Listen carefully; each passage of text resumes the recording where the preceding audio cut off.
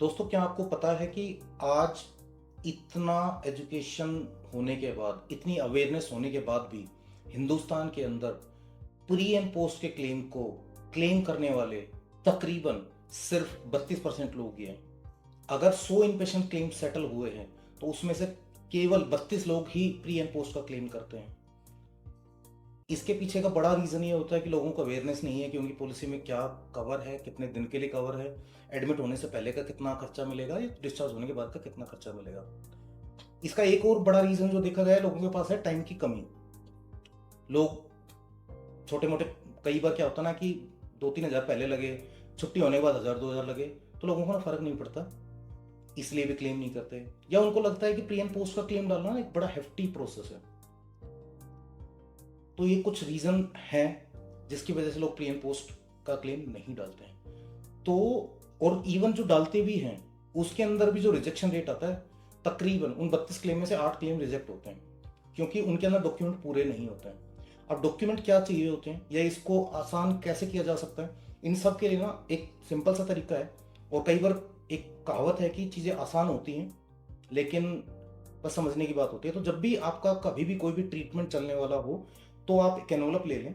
जितने भी डॉक्यूमेंट आपको हॉस्पिटल से मिलते हैं, आपने डॉक्टर को दिखाया प्रिस्क्रिप्शन, आपका कोई टेस्ट हुआ है उसकी रिपोर्ट, आपने कोई दवाई खाई उसका बिल, उसकी प्रिस्क्रिप्शन, ये सारी चीजें एक डॉक्यूमेंट में सेग्रीगेट करना स्टार्ट कर दें। वो डॉक्यूमेंट कहीं ना कहीं जरूर लगेगा। या तो वो मेन क्लेम लेते टाइम हॉस्पिटल आपसे मांगेगा, इंश्योरेंस कंपनी आपसे मांगेगी, या फिर जब आप प्री पोस्ट क्लेम करेंगे तब वो आपसे डेफिनेटली मांगा जाएगा। तो इन सारे डॉक्यूमेंट को आप सबसे अच्छा है कि एक फाइल बना लें या एक एनवलप ले लें, उसके अंदर डाल के रखना स्टार्ट कर दें, ताकि जब भी कोई क्वेरी लगे तो आप उसको इमीडिएटली रिप्लाई कर पाएं। किसी भी प्री पोस्ट के क्लेम को लेने के लिए आपको 3 डॉक्यूमेंट बड़े मैंडेटरी होते हैं। डॉक्टर रिटन प्रिस्क्रिप्शन, उस प्रिस्क्रिप्शन में अगर आप दवाई ले रहे हो तो दवाई प्रिस्क्रिप्शन लिखी हो, प्लस साथ में दवाई का बिल हो। उस प्रिस्क्रिप्शन में अगर डॉक्टर ने को टेस्ट लिखा हो तो टेस्ट की रिकमेंडेशन हो प्लस टेस्ट की रिपोर्ट हो। ये चीजें अगर आप लगा देते हैं और उसका बिल हो, तो ये चीजें जब आप लगा देते हैं तब आपको पैसा मिल जाता है।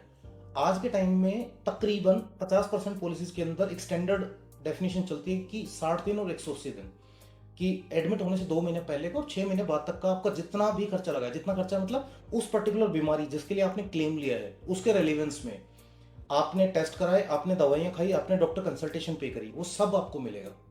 बस आपको ये 3 डॉक्यूमेंट साथ में देने होंगे। ये वेटिंग पीरियड जो प्री पोस्ट के हैं ये policy to policy, company to company vary करते हैं, but minimum starting mostly policies में 30 दिन पहले और 60 दिन बाद का तो होता ही है। कुछ पॉलिसीज में 3 महीने पहले और 6 महीने बाद का होता है। तो आप अपनी पॉलिसी में देख लीजिए कि आप में क्या कवर है, और हमेशा कोशिश कीजिए कि अगर आपने प्रीमियम पे किया है तो आप ये बेनिफिट अवेल करें। Thank you so much.